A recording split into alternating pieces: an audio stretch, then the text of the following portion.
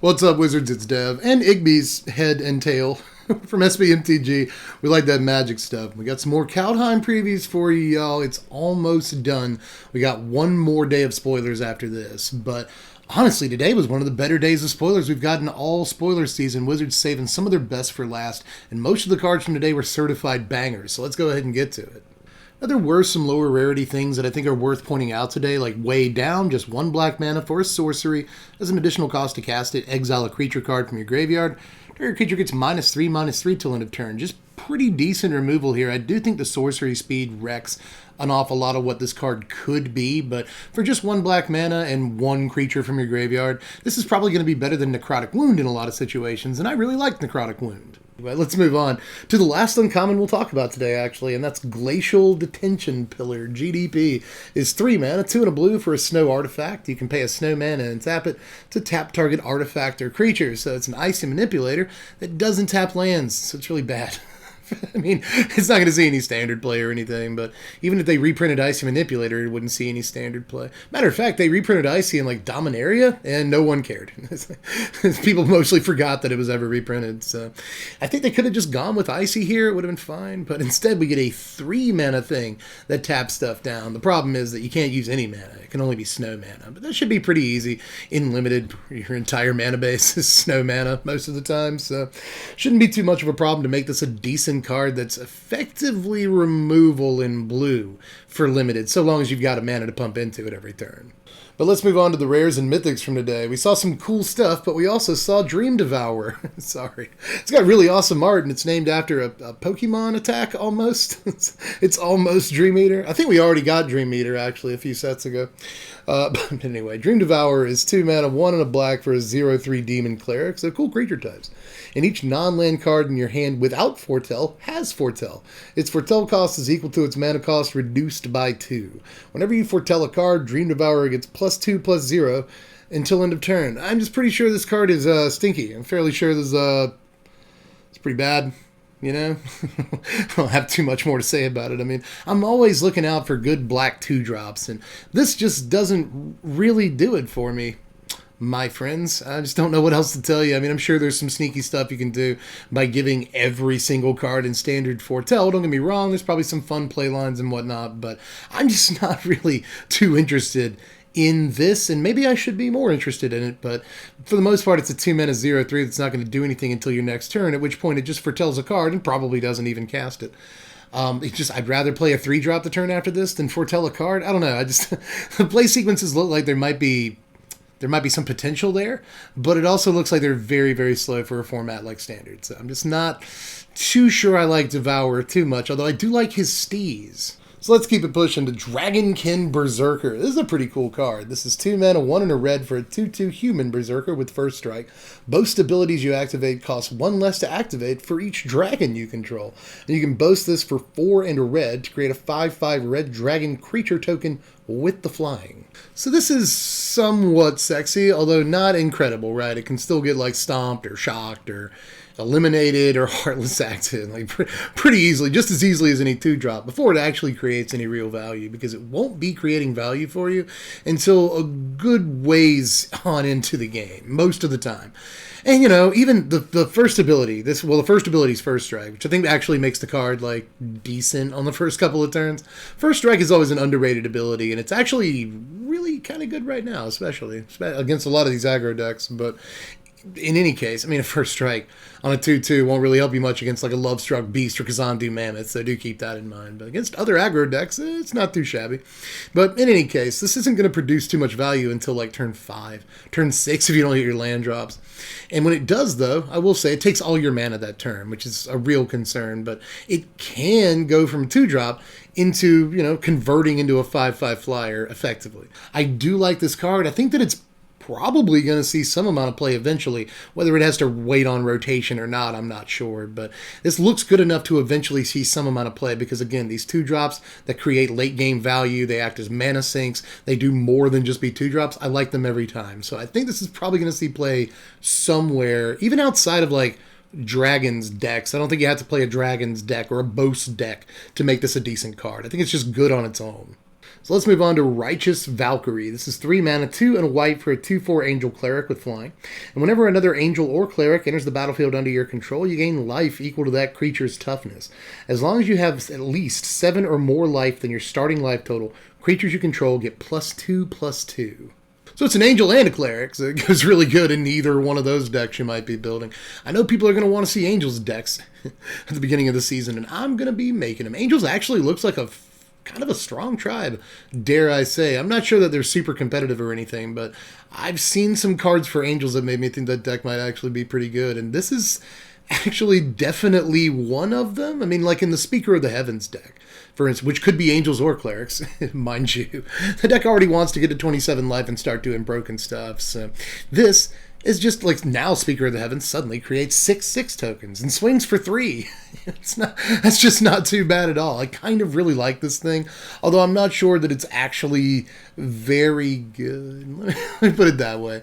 You know, if you are on the draw and you're against aggro or something, you just can't keep your life total up, a card like this is just a 3 mana 2/4 flyer, which I guess aren't the worst stats in the world. If you're able to keep it out, then it'll probably help sustain your life total turn after turn. So I don't hate this card, and I think that it's actually pretty decent, but I think you have to read it without that last chunk of text about giving your creatures +2/+2. Like 80% of the time. Most of the time this card is out, it's probably not going to be giving you that sweet double anthem effect, but when it does pop off, that's going to be freaking incredible considering, you know, all the Clerics decks or all the Angels decks or life gain decks that might consider playing this card also play a butt ton of creatures, so this kind of anthem effect seems incredible, especially if you can play it and immediately get that anthem effect. That seems good as a top deck, so I like a lot about this card, and I think that it's probably meant to be the glue in multiple decks, but is it good enough to make those decks playable, like tier playable and standard? That again remains to be seen, but I do think this card will go a long way towards trying to make some of these decks playable, especially decks like mono white aggro that are kind of already on the verge. But speaking of 3 mana Angels, we also saw Resplendent Marshal today. 3 mana, 1 and 2 white for a 3/3 Angel Warrior with flying. And when it ETBs or dies, you may exile another creature card from your graveyard.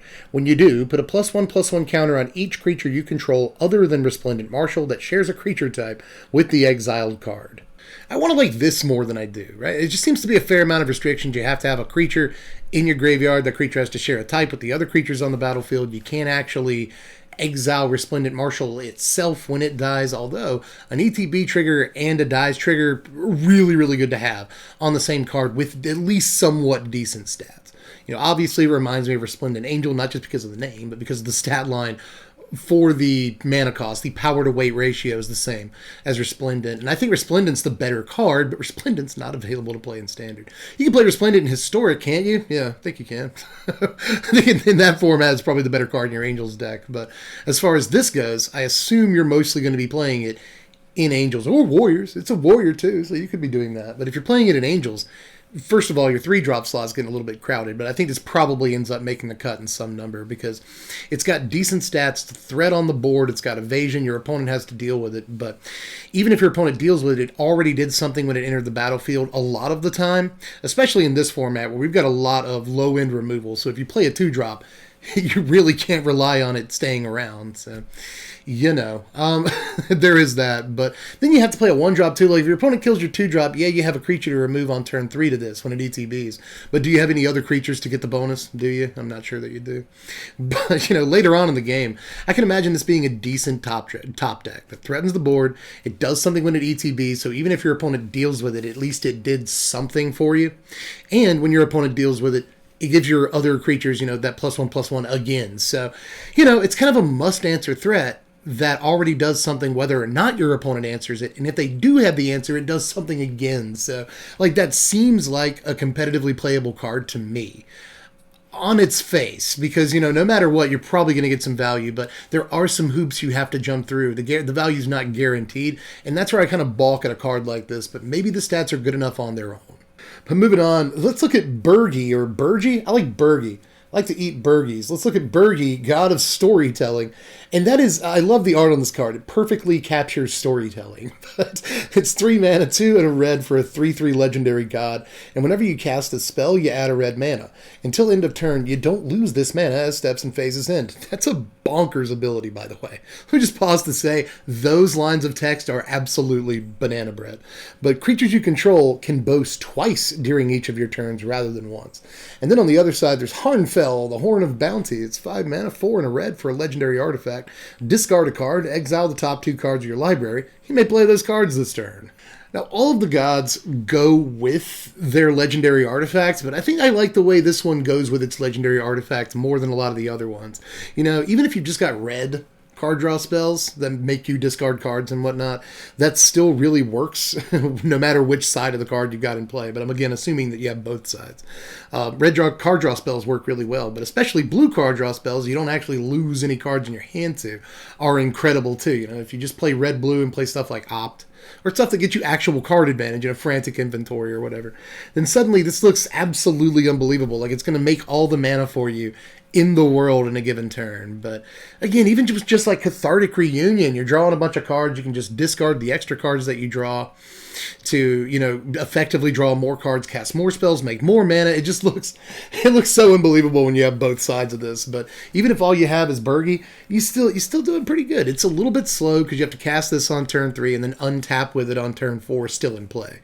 At which point you have to have enough spells in your hand to start doing crazy stuff. But I can imagine that there's a lot of crazy nonsense you can do with a Birgi in play. You know, Storm decks and the like might enjoy something like this, even though I think it's a little bit too expensive for Storm and a little bit too risky for the most part. But I do really like, if there's, you know, the one line of text on this card makes the whole card for me on both halves. You know, casting a spell and getting a red mana is dumb. That's so dumb. That's has the potential to be broken, even though the card again looks slightly slow. As far as the horn goes, I'll say this: it's a free discard outlet. So you can discard your entire hand if that creates some sort of advantage, whether you're playing Madness or you can just have a, you know, you want to discard big dudes to reanimate them later. This does that too, you know, maybe discard a big dude and then hope to rip a reanimator spell off the top with the actual ability on the card. So I just like a lot about both halves of this, and it's actually kind of one of my favorite gods spoiled so far. Not because I think it's super playable, but just because I like a lot of the things it does. I'm not sure it's super competitive, just like most of the cards in the set, but in terms of doing cool stuff with it, yeah, that's a whole different story. There's a lot of cool stuff to be done.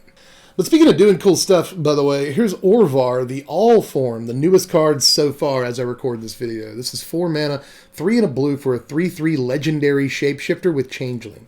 Whenever you cast an instant or sorcery spell, if it targets one or more other permanents you control, create a token that's a copy of one of those permanents.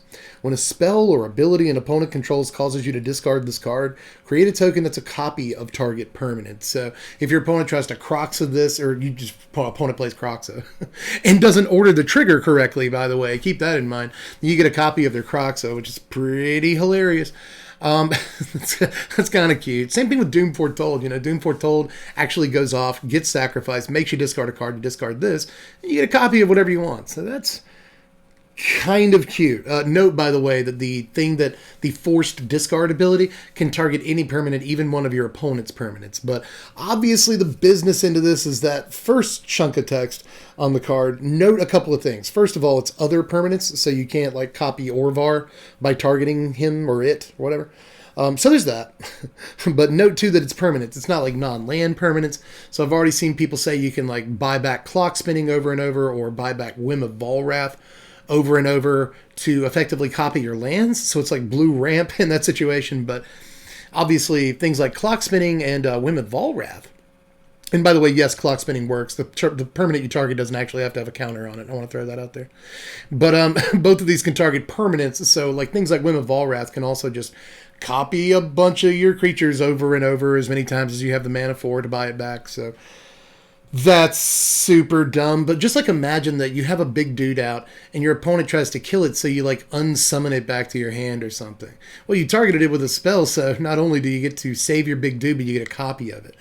And that's just silly on its face right there too. There's a bunch of ridiculous garbage. I mean, note that say You know, like let's say I have an Ugin in play. This is permanent, so I can do this with Planeswalkers. I have an Ugin in play that's on 1 or 2. My opponent attacks into it or tries to stomp it with a Bone Crusher Giant or something. Well, I can cast Into the Royal on my own Ugin at that point, return the Ugin to my hand, draw a card if I kick the Into the Royal, and get a fresh Ugin. That's super dumb. There's just so much ridiculous garbage you can do with the card, but again, it's really slow. It costs 4 mana. You have to untap with it in play to do all the most degenerate stuff that you can do with it, but once you do, or maybe you play it on turn 5 or 6 with mana open, there's just a bunch of ridiculous crap. There's so much crap that can be done with the card. But is it worth playing a Hill Giant, 4 mana 3/3 in your deck in modern day Magic to pull off stuff that again is mostly just too cute by and large? I'm not sure that it actually is, but I like that the card is a little bit pushed with the forced discard ability, right? And if you ever do even get one trick off with it, I'm pretty sure you've gone a long way towards winning the game, like return my own Kiora Best of Sea God to my hand. Whoops, create a token that's a copy of it. I guess I'm going to win now. It's just, it is degenerate, the garbage that you can think of to pull off with this card. So again, just like the last card, it's going to be a lot of fun, no matter if it's competitive or not. But finally, what I think is the best card of the day, without question, one of the best cards in the set, is Doomskar, the Ragnarok. This is 5 mana, 3 and 2 white for a sorcery, destroy all creatures. But here's the thing, you can foretell it for 1 and 2 white. So there you have it, a 3 mana sweeper. Yeah, I know it costs 5 mana in total, but the fact that you paid it in installments is just ridiculous. I mean, this is a sweeper you cast on turn 3. So, it's over for aggro. For the most part. I mean, it was already kind of over for aggro. Mono Red hasn't really been a super strong deck in a while. But it's really done now. And I guess Gruul aggro is a huge deck in the format, but maybe not anymore. It doesn't matter. If you went first and you edgewalled into a Brushfire Elemental, into Lovestruck Beast, I guess it doesn't matter anymore. It's just absolutely ridiculous that you can cast this on turn 3, and it's going to be worth giving up your turn 2 most of the time anyway. If you have a sweeper that you want to cast, you want your opponent to overcommit to the board, and a lot of times, unless you're about to die before you cast your sweeper, you don't often want to cast your removal spells in the first couple turns of the game anyway, because you know you're going to sweep the board. You kind of, wasting a card if you cast a Heartless Act or a Stomp or some other removal spell for 2 mana, a Glass Casket or whatever, before you cast your sweeper. So you don't mind effectively skipping turn 2 to get your sweeper on turn 3. Now, if you do that, if you foretell this on turn 2 against an aggro deck, you are telegraphing a little bit. There might be other foretell cards that are popular in the format, but if you're playing against Mono Red, they're on the play or whatever, they will probably just not play a creature the turn after you foretell this card. I guess the upside to that is that if you foretell any card, they might want to play around Doomscar at that point, so they won't overcommit, which gives you more time. There's a lot of interesting mind games in this, but I do think it gives the aggro player a little bit of an advantage that this is telegraphed, so they don't have to overcommit. But either way, you're probably still going to just sweep the board on turn 3 and pick up 2 or 3 really important creatures. Even if you have to wait until later to play this. Let's say you rip it off the top on turn 6. You're more than happy paying the 5 mana to just destroy all creatures. So if you end up getting it in your opening hand against aggro, it's an absolutely unbelievable card. But if you rip it off the top in the late game, ain't bad either. The only time this is really bad in comparison to something like Shadow the Sky, I guess, is if you draw it on turn 4. And you would have the mana to play, a Shadow the Sky or something. That kind of sucks. If you draw this, that's one thing I'll say, a massive downside to the card, is that a lot of times you are just looking to draw a sweeper, And this one, if you don't happen to have 5 mana yet, which, isn't a guarantee, even up to turn 6 or 7, it's not a guarantee that you have all 5 mana.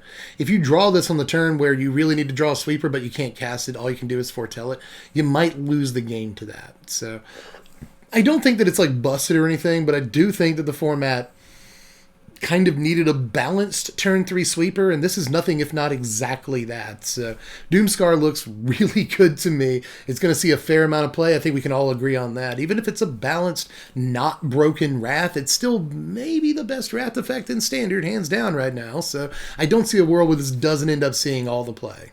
But that was all the spoilers for Monday. Now, we've still got a day of spoilers left. There are apparently 20 cards left to reveal in this set right now. And there's still some some actual rarities missing. And we don't know what a rune is yet still, so we got to figure that out. I mean, there's still a lot of questions to be answered about the set, and it's been a good spoiler season so far. I've been a little bit critical, and I do think the overall power level of the set is decreased from a set like, you know, Eldraine especially, but even like Ikoria. I think the power level is slightly downshifted, but again, I've said this before, I think Standard needed that. So I'm really enjoying what this set is bringing to the table. A lot of interesting ideas, but not a whole lot of overtly broken cards right now, so from what we can tell. But that's the kind of set I like. I'm really liking the set so far. Just let me know how you feel about it down there in the comments section, and how you felt about all the cards that we talked about today. Aside from that, like the video, sub to the channel because it's only just begun. Kaldheim Standard. We got the decks and the top 10 list to go through. So make sure you sub. Get us to 150K. I'm really pushing for it, even though we're only at 120. I need everyone I can possibly get. So throw me your sub if you haven't done it yet. I would really appreciate it.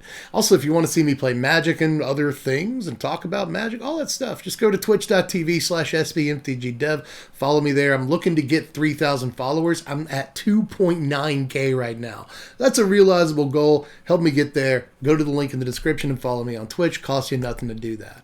Aside from that, check out the Patreon, patreon.com/SBMTG. This does cost something, but it's just $1 a month.